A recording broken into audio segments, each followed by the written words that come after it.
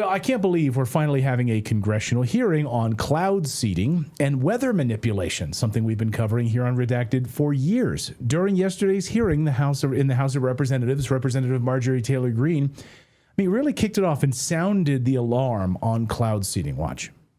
For years, anybody who questioned weather modification was labeled crazy or a conspiracy theorist. Now we've learned that they've been doing it for decades. And not only is it a multi-billion-dollar industry, the government has invested a lot of Americans' hard-earned tax dollars into it. They've been forced to spin it, and apparently it is now the only way we are going to save humanity. However, let's look at the risk. According to GAO, injecting a cloud with silver iodide increases precipitation anywhere from 0 to 20%. It could be even more, but the truth is that we really don't know for certain. Yeah, and that's really at the heart of all of this, right? We don't know for certain, and they're just telling us. So you've been lying to us for years about it, and now you're telling us, it could be 0, it could be 20%. Really? Okay, there's absolutely no way to measure the effectiveness, Marjorie Taylor Greene said.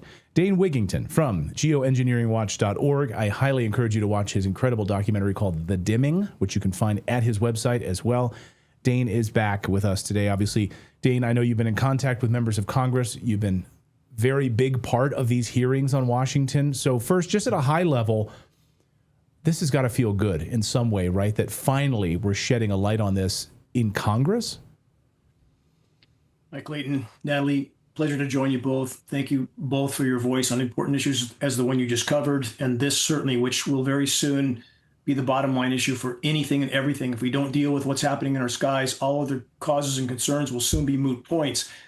I wish I could share the upbeat feeling some might have about yesterday's meeting. In fact, that meeting, because it lacked credibility in so many ways, moved the fight backward, not forward. Oh, no. And unfortunately, Marjorie Taylor Greene, and there's many state representatives that tried to reach her on behalf of geoengineeringwatch.org for the last 2 months, and their team, their group would not respond. And her, even with her intro that you just played, conflated climate engineering and cloud seeding as being one and the same. They are not. It's an ant compared to an elephant. So she did more to muddy the water in yesterday's meeting than to move the fight forward. Further, MTG went on to claim that this administration has been, quote, transparent on this issue, that Lee Zeldin has been transparent on this issue. All Lee Zeldin has done is regurgitate the official denial that this is just condensation in our skies, and other top administration officials have claimed that this is just a jet exhaust issue. It's just in the jet fuel, which is a blatant lie.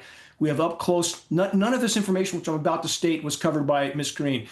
She was discussing the cloud seeding airplanes that disperse perhaps 4 or 5 pounds of silver iodide, never mentioned a military tanker like a KC-135 that can dump 100 tons of extremely toxic aluminum, never mentioned in a single payload, 40 to 60 million tons a year annually dropped based on hundreds of lab tests that we took with University of Minnesota. So we're not guessing.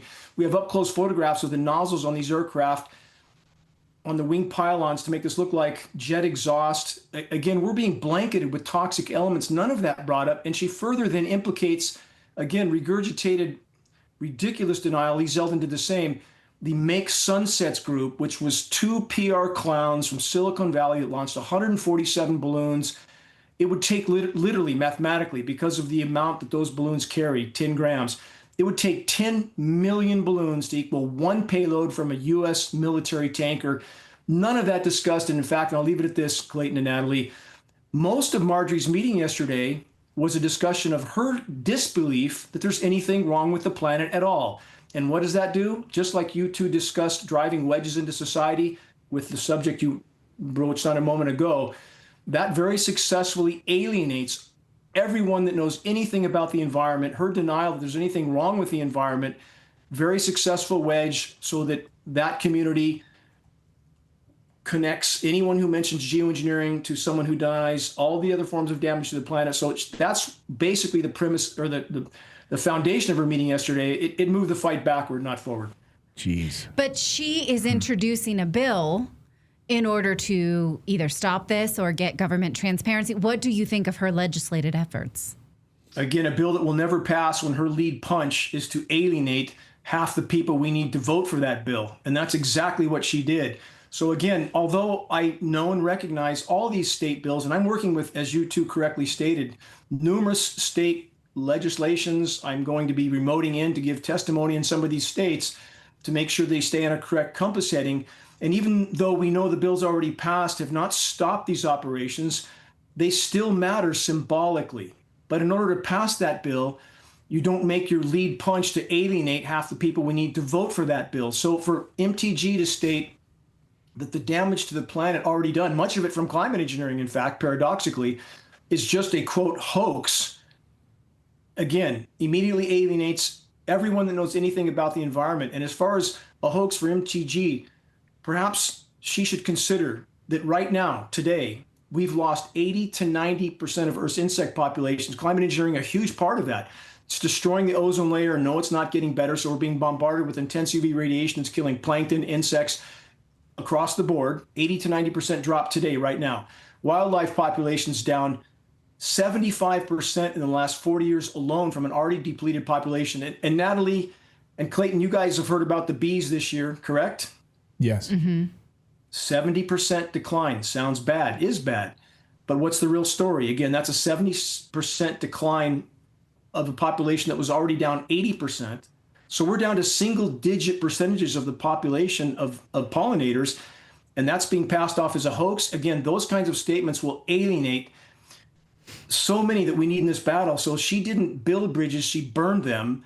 And it's really unfortunate that she cannot distinguish, or the meeting did not distinguish, the difference between cloud seeding and climate engineering. Again, completely different animals. And we do know that climate engineering on that scale is extremely effective. From Project Popeye in Vietnam, this is historical record, so successful at completely altering the hydrological cycle that in 1976, global environmental modification treaties were passed to forbid weather modification in wartime, but not over a country's own population. So we absolutely have historical record.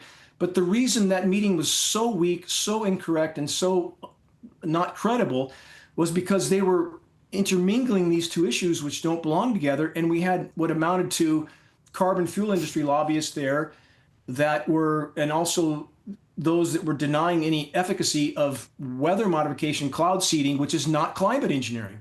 There was no solid compass heading in this meeting at all, and most of it was a debate about whether or not the planet is damaged. And again, anybody who doesn't realize we've damaged the planet is simply not awake.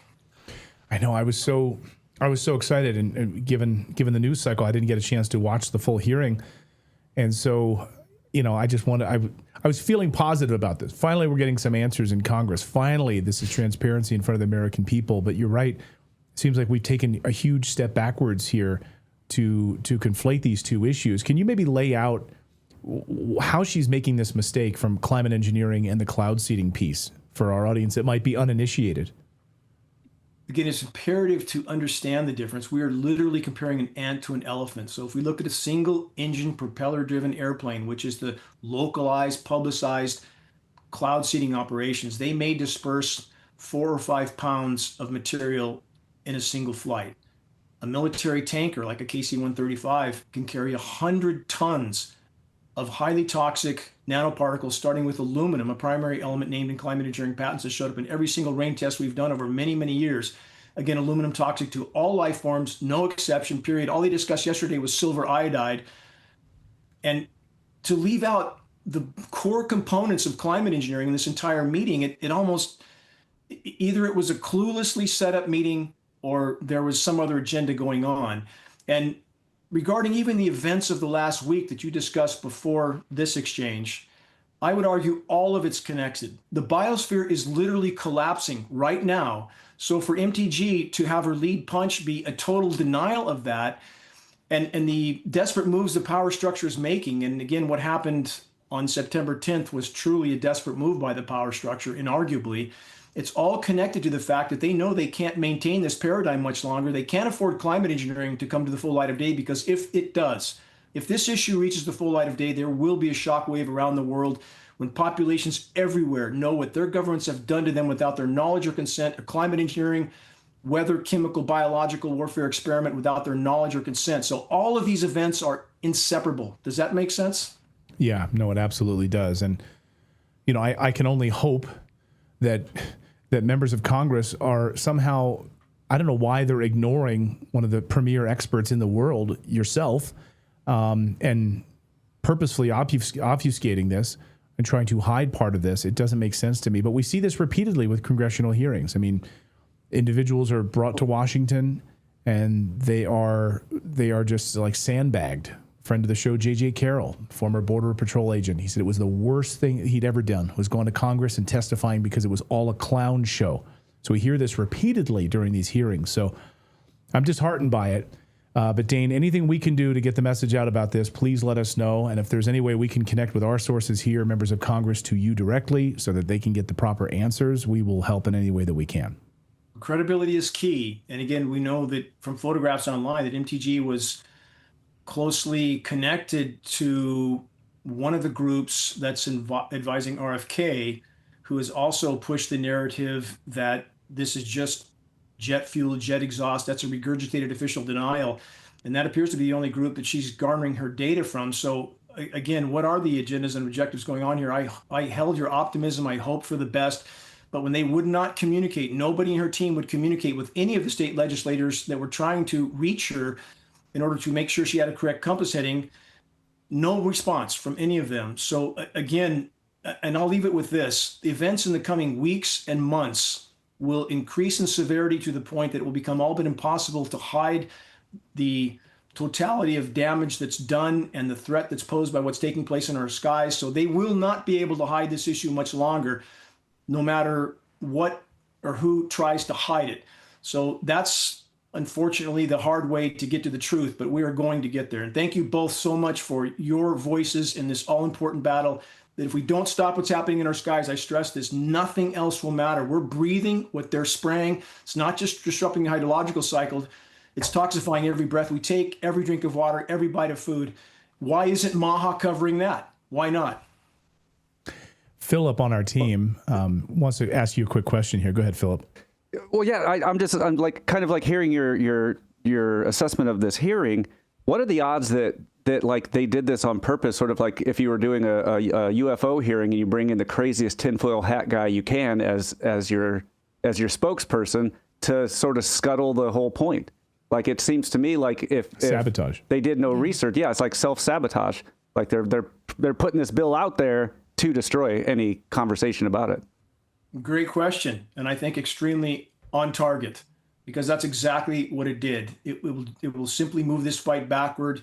Now we have to make up that ground again, but that's a profound question, and thank you, and I would agree. Dane Wigington, well, we'll keep fighting the good fight. Even if we took 5 steps backwards, we'll work as a team to move 5 steps forward again. Dane, great to see you. Please go check out geoengineeringwatch.org. Share the information that Dane and his team have done over the years, and hopefully we can get in the ears of members of Congress to do the right thing. Dane, thank you so much. Thank you.